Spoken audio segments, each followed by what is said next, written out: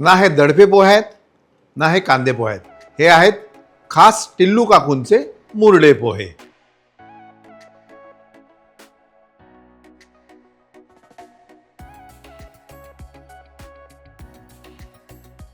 नमस्कार, मास्टर रेसिपीजमध्ये सगळ्यांचं मनापासून स्वागत. पोहा, तर्री पोहा सध्या गाजतोय, पूर्ण जगात गाजतोय. आणि तर्री पोहा करण्यामध्ये मजा तर आली, पण पोह्याचे इतके नाना विविध प्रकार आपल्या महाराष्ट्रामध्ये आहेत की ते एक एक जरी रोज करतो म्हटलं तरी महिनाभर जाईल. सांगतो तुम्हाला. त्यातला एक मुरडे पोहे नावाचा प्रकार परवा आमच्या टिल्लू आजी आहेत ना, जे आपल्या नेहमी लाईव्हला असतात, शैलजा टिल्लू पुण्याच्या, त्यांनी मला पाठवले की हे करून दाखव. ठीक आहे, हरकत नाही. तर हे मुरडे पोहे म्हणजे तुमचे दडपे पोहे असतात आणि आपले पोहे याच्यामधला प्रकार आहे. बढिया लागतो. चला सुरुवात करू. हे पोहे जे आहेत, पातळ पोहे घेतले आपण, हे थोडेसे परतून घेऊ. परतून घेऊ म्हणण्यापेक्षा भाजून घेऊ, कारण परत न म्हटलं मग त्याच्यात तेल आलं. याच्यात तेल नाही आहे. मंद आचेवर ह्याला आपल्याला भाजून घ्यायचं.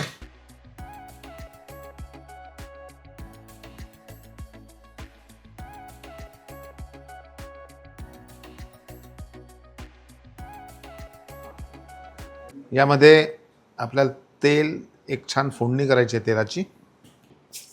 यामध्ये मोहरी छान फुटल्यावर त्यामध्ये कांदे छान परतून घ्यायचे, म्हणजे लाल होऊ नाही द्यायचे. पाणी फक्त याचं जायला हवं. हिरवी मिरची, थोडं हिंग,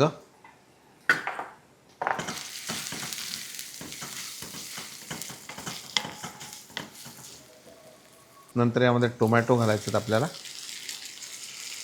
क्या बात. कढीपत्ता, थोडी हळद, मीठ आणि थोडीशी साखर.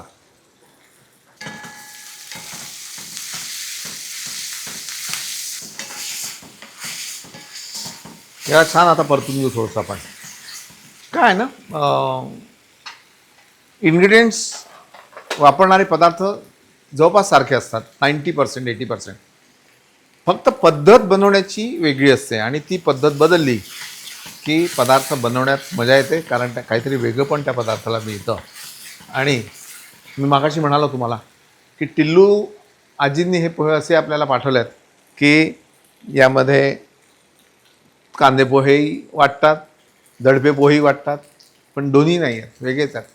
थोडंसं खोबरं, ओलं खोबरं आपल्याला यात घालायचं. आणि आता ही तयार झालेली फोडणी आपल्याला पोह्यांमध्ये मिसळायची.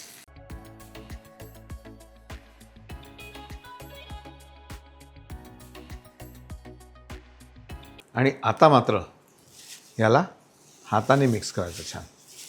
आणि यामध्ये लिंबूसुद्धा आपल्याला पिळायचं आहे बरं का.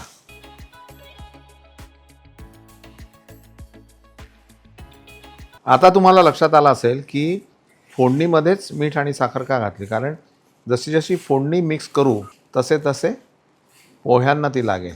क्या बात है. थोडा लिंबाचा रस, त्यानंतर भरपूर चिरलेली बारीक कोथिंबीर, पुन्हा बारीक चिरलेला कांदा, आणि त्यावर ओलं खोबरं भरपूर. अब इसको मिक्स करो और सर्व करो. लाव या प्लेटाला फटाफट.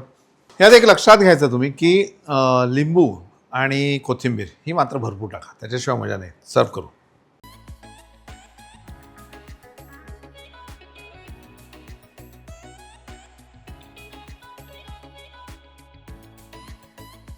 ना हे दडपे पोहे आहेत ना हे कांदे पोहे आहेत, हे आहेत खास टिल्लू काकूंचे मुरडे पोहे. नक्की करा आणि पाहत राहा मास्टर रेसिपीज. लाईक करा, सबस्क्राईब करा, शेअर करा.